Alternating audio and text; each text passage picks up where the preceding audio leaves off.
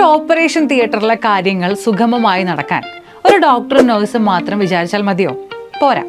അതിന് ഒരു operation theatre and anaesthesia ടെക്നോളജിസ്റ്റിന്റെ സഹായം കൂടെ വേണം. ആരാണ് ഒരു operation theatre and anaesthesia technologist? Operation തിയേറ്ററിൽ നിർണായകമായ റോളുള്ള ഈ ഒരു പ്രൊഫഷനെ പറ്റിയും ഇതിന്റെ സാധ്യതകളെ പറ്റിയും നമുക്കിന്ന് ഡിസ്കസ് ചെയ്യാം. ഓപ്പറേഷൻ തിയേറ്ററിൽ അഡ്മിറ്റ് ചെയ്യുന്ന രോഗിയുടെ ഡോക്യുമെന്റ്സ് കൃത്യമായിട്ട് ഹാൻഡിൽ ചെയ്യുക, സർജറിക്ക് ആവശ്യമായിട്ടുള്ള ഉപകരണങ്ങൾ അണുവിമുക്തമാക്കുക, സർജനെയും അനസ്തേഷ്യോളജിസ്റ്റുകളെയും കൃത്യമായിട്ടും ഫലപ്രദമായിട്ടും സഹായിക്കുക, ഓപ്പറേഷൻ തിയേറ്ററിലെ സങ്കീർണതകൾ ശ്രദ്ധയോടെയും സൂക്ഷ്മതയോടെയും കൈകാര്യം ചെയ്യുക, അതുപോലെ ശസ്ത്രക്രിയാ നടപടിക്രമങ്ങൾക്കൊരുങ്ങുന്ന ഒരു രോഗിയുടെ സുരക്ഷയും സൗകര്യവും ഉറപ്പുവരുത്തുക എന്നിങ്ങനെ ഒരുപിടി ഉത്തരവാദിത്തങ്ങൾ ഒരു ഓപ്പറേഷൻ തിയേറ്റർ ആൻഡ് അനസ്തേഷ്യ ടെക്നോളജിസ്റ്റിന് ചെയ്യേണ്ടതായിട്ടുണ്ട്. Operation theatre and anaesthesia technologist ആവാൻ നിങ്ങൾ 3 വർഷത്തെ BSc operation theatre and anaesthesia technology എന്ന കോഴ്സ് പഠിക്കണം.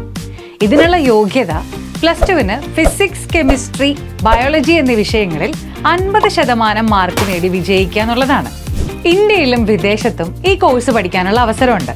നമ്മുടെ രാജ്യത്ത് എയിംസ് നഴ്സിംഗ് എൻട്രൻസ് എക്സാമിനേഷൻ വഴിയും ചില കോളേജുകളിൽ മെറിറ്റ് അടിസ്ഥാനത്തിലുമാണ് അഡ്മിഷൻ കൊടുക്കുന്നത്. എന്നാൽ വേറെ ചില യൂണിവേഴ്സിറ്റികൾക്കും കോളേജുകൾക്കും അവരുടേതായ ചില അഡ്മിഷൻ പ്രൊസീജിയേഴ്സ് ഉണ്ട്.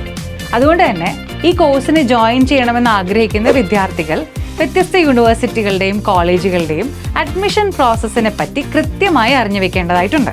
All India Institute of Medical Science Delhi നടത്തുന്ന ദേശീയ തലത്തിലുള്ള ഒരു ഓൺലൈൻ എൻട്രൻസ് എക്സാമിനേഷനാണ് എയിംസ് നഴ്സിംഗ് എൻട്രൻസ് എക്സാമിനേഷൻ. ഏകദേശം 1.5 മണിക്കൂർ ദൈർഘ്യമുള്ള ഈ ഒരു എൻട്രൻസ് എക്സാമിനേഷനിലൂടെയാണ് വിവിധ MSc BSc കോഴ്സുകളിലേക്കുള്ള അഡ്മിഷൻ നടക്കുന്നത്. ഒരു operation theatre and anaesthesia technologist എപ്പോഴും അലേർട്ടായിരിക്കണം.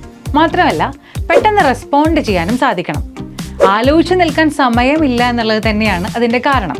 കൂടാതെ നല്ല സ്പീക്കിംഗ് സ്കില്ലും ലിസ്ണിംഗ് സ്കില്ലും ആവശ്യമാണ്. തൊഴിലവസരങ്ങളുടെ കാര്യം പറയുകയാണെങ്കിൽ ഭാവിയിൽ ഒട്ടേറെ ജോലി സാധ്യതകളുള്ള ഒരു മേഖലയാണ് operation theatre and anaesthesia technology.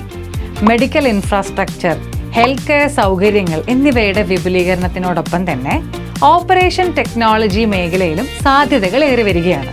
ഒരു ഓപ്പറേഷൻ തിയേറ്റർ ടെക്നോളജിസ്റ്റിന്റെ സാന്നിധ്യമില്ലാതെ ശസ്ത്രക്രിയകളോ പതിവ് പരിശോധനകളോ ഒന്നും തന്നെ നടത്താൻ സാധിക്കില്ല.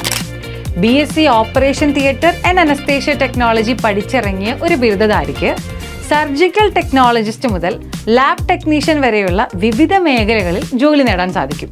പഠിച്ചിറങ്ങിയവർക്ക് ആശുപത്രികളിലും ഹെൽത്ത് കെയർ സെന്ററുകളിലും എൻട്രി ലെവൽ ടെക്നീഷ്യൻ അല്ലെങ്കിൽ അസിസ്റ്റന്റായി ജോലി ചെയ്യാം. ഇനി ഈ മേഖലയിൽ ഉപരിപഠനം നടത്തണം എന്നാഗ്രഹിക്കുന്നവർക്കും operation theatre and anaesthesia technology മേഖലയിൽ കൂടുതൽ സംഭാവനകൾ നൽകണമെന്ന് ആഗ്രഹിക്കുന്നവർക്കും പോസ്റ്റ് ഗ്രാജുവേഷന് ശേഷം അധ്യാപകരായോ ഗവേഷകരായോ തുടരാം. ലാബ് ടെക്നീഷ്യൻ ആവാം, പെർഫ്യൂഷനിസ്റ്റ് ആവാം. അങ്ങനെ നിരവധി സാധ്യതകളാണ് ഈ മേഖലയിലുള്ളത്. വർഷത്തിൽ ശരാശരി 4.5 ലക്ഷം രൂപ മുതൽ 7 ലക്ഷം രൂപ വരെ ശമ്പളം ലഭിക്കും.